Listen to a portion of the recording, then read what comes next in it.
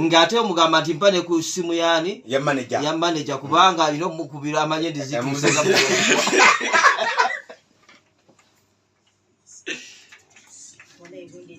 tulina kyekulaba nti tulanga sobola okulaba nti otutambuza ensonga z'obusiraamu bonna wakasa ombiri yagiwaayo ayina nokuwayo eyokusatu yekifu masumbuko nomugaa nti mpaako kuya chifu tiwasente yazirese yaziguziza zomeka muzibuuze bannange muzibuuze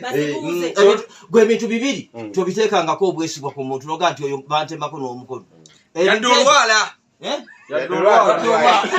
ekisookera ddala togendanga noga nti oyo ne bwasula n'omukyala wange wallahi eyo imaani eri wano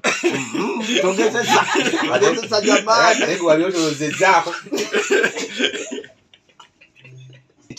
ebyo bintu ebibiri omukyala sente birimu ebikomo biyitirivu tobiteekangako munno okubimukema nabyo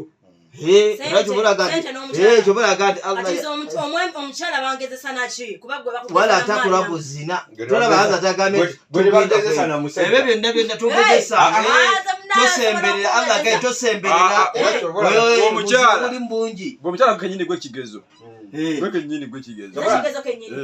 tobala twagala ddala wudu akusembera byagenze ne bikyuka ku body side ne side kati byonna bigezo ate oba musajja muno kakati kigezo olaba nga atandise okwesirikizaako ng'embuzi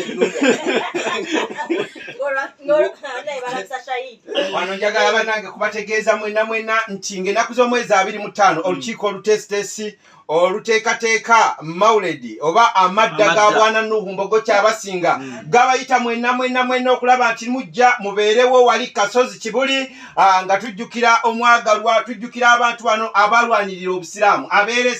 abeeresa ebyobugagga ne basaba ne bagamba kabaweereza obusiraamu